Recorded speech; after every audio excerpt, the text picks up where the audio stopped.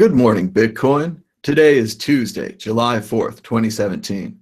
My name is Thomas Hunt, and here's what's happening today in Bitcoin.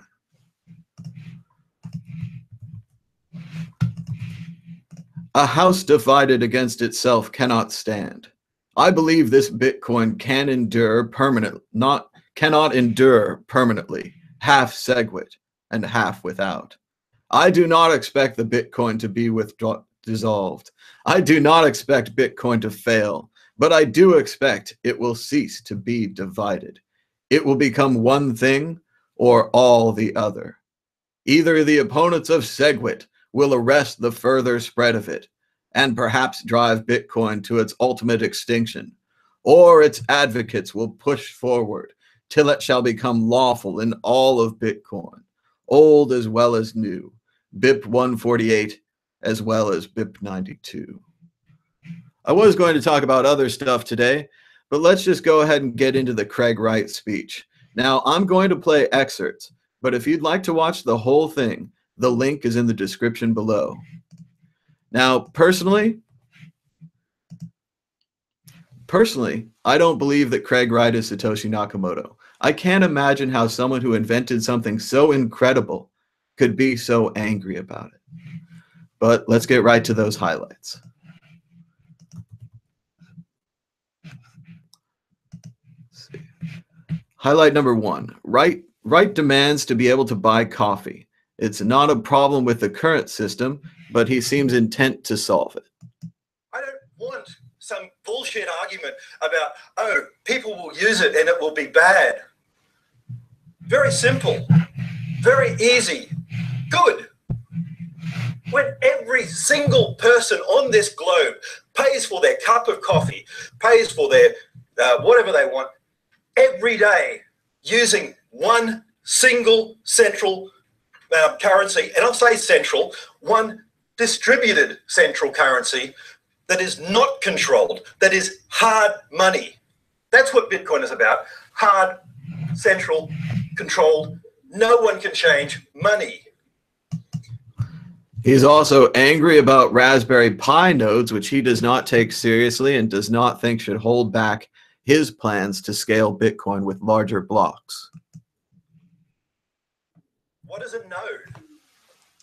A node is not every little tiny Raspberry Pi running everywhere. The machines running Bitcoin in January 2009 were bigger than every single Raspberry Pi. Not a single one of them.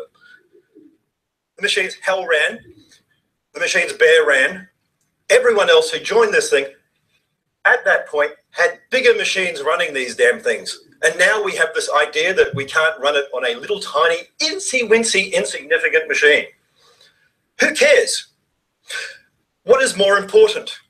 You having a copy of the blockchain or you having money that no one can manipulate? Honestly, start thinking. These whole utopian ideas of how you spend money are wrong. Economic fundamentals matter. Lightning doesn't work because no one spends that way. I do not go over to Waitrose or whatever your store is anywhere and ask them to take a bag of carrots and give me money. That's the bidirectional models. They don't work. I don't go down the road in some big co-op and go, well, I've just made a box of widgets. How about you give me money for it and whatever else? Barter never really existed, ever. What we have now is a system. This seems like a false characterization of the Lightning Network as barter when you're actually trading the same units of currency. So I'm not sure about that. But he believes that there are no technical problems with infinite-sized blocks, despite the obvious reality that internet bandwidth does not follow Moore's law. Then he makes a bizarre claim against Greg Maxwell and Blockstream, saying that they've conspired with the Australian government against him. That so-called PGP key was given to Mr. Maxwell, I would say, because the Australian Tax Office approached Blockstream and asked them about my affairs and dealings in May 2015. The people involved in the tax office have been arrested. So my tax issues are zero. But there are some issues for other people about to come. Because when you lie and when you say things that aren't true, there are consequences. And we're going to make sure that these consequences hit these people hard.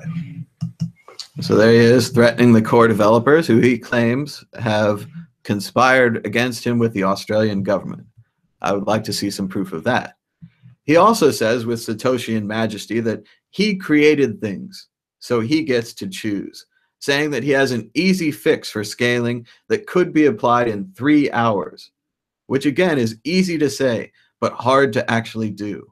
Much like his proof that he is Satoshi, he's said it many times, but only proved it once, and that turned out to be unverifiable by outside sources.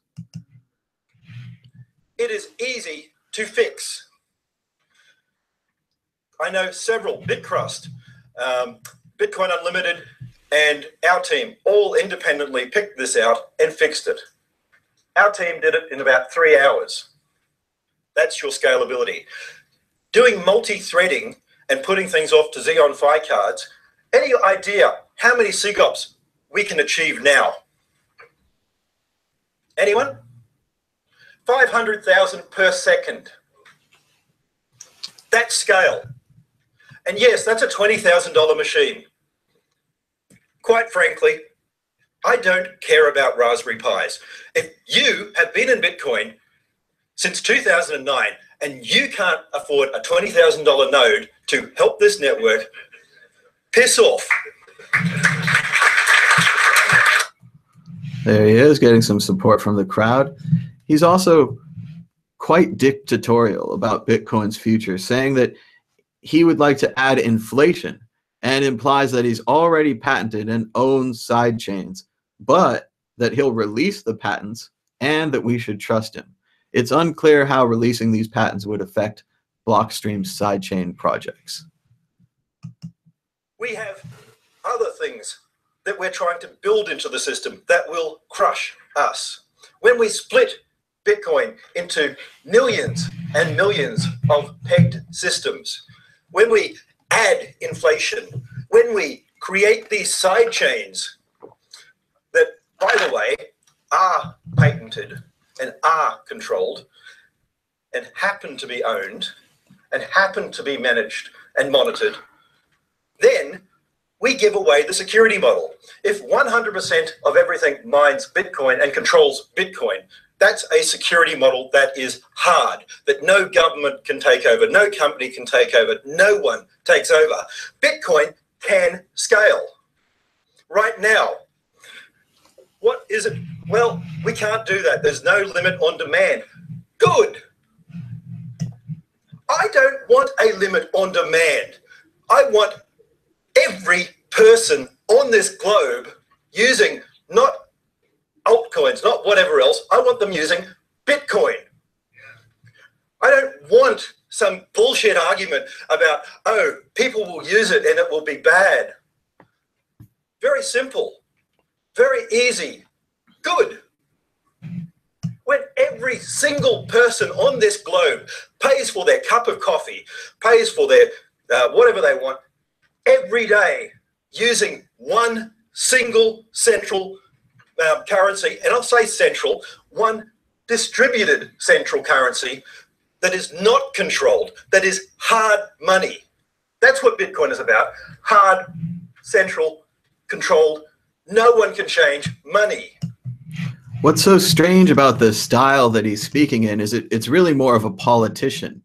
One expects more of a scientific tone from Satoshi. Allegedly, this is a person who walked away from billions of dollars and very clearly could have been technically in the head of this development, someone like Linus, where he has control over the project, where the kernel is his baby. He could have had this if he had just shown up earlier and provided actual proof of being Satoshi. When you see someone up there lecturing with this cadence and going into these repetition tones, it has a very much of a politician feel to it. But that's just my reaction. I mean, you could have a different reaction. It's totally valid. We've got one more quote from Craig Wright before we close this up today. And this quote is about Bitcoin being a republic. And yes, America is most certainly a republic. Many people think it's a democracy. They think if you have 51%, you can do what you want. It's not. But America has a whole system through the Constitution which codifies this republic. I'm not sure how he's saying that Bitcoin's a republic other than just fiat, which means let it be done. So you say, I fiat this, and now it's a republic. Let's see. Timing models, 1 vote per CPU. This is a republic. It is not a demagoguery. It is not where people get to yell and scream and lie. And very soon, we're going to change that narrative. Very soon, people are going to discover that when you start lying and when you troll, that there are consequences. I'm, of course, reminded by others here with the South Park episode about trolling, where they're very upset about trolling and they're going to catch you and punish you for what you've said anonymously on the internet. It doesn't seem to be the province of Satoshi. It seems like Satoshi should focus on the Bitcoin code and really ignore the trolling. If I had created what I believe personally to be the world's next money system and one of the greatest inventions in history, I would be ecstatic and happy about it. And there's no end to, you could make fun of it all day and you could claim it will break and it won't work. But if I had built it and I believed it would work, I would have that confidence. I'm not sure why he doesn't have that. But going back to the script, he seems disgusted with the community. He's an angry man with an aggressive tone telling us to be more optimistic and positive. But if that's what you're looking for in a Satoshi, I've got a really long video of an angry man disgusted with the community, and you can check it out in the link below. Meanwhile, we had a couple of other stories I wanted to cover today. There was an interesting glitch over on the NYSE where all of their stocks were set to 123.47. Amazon went down 87%. Zynga was up 3,292%. Really a funny error, although when you see the horror of this chart and you know there's nothing wrong with Amazon, it's an incredible company and probably an incredible buy even at 900. But to see it go down like this and then on the other side to see Zynga go up like this, just a hilarious error from the NYSE. Meanwhile, people can't stop messaging me, even for a minute. And we have the price of Bitcoin to round out today's show. The price of Bitcoin is up almost half a point, with a last of 25.74, a high of 26.21, and a low of 25.23. Thanks so much for watching. Be sure to like, comment, and subscribe. Thanks to the Steemit community for their support. Today is Tuesday, July 4th, 2017. My name is Thomas Hunt, and that's what happened today in Bitcoin. After 9 days, I let the horse run free, 'cause the desert had turned to sea. There were plants and birds and rocks and things. There was sand and hills and rings. The ocean is a desert with its life underground and a perfect disguise above. Under the cities lies a heart made of ground, but the humans will give no love.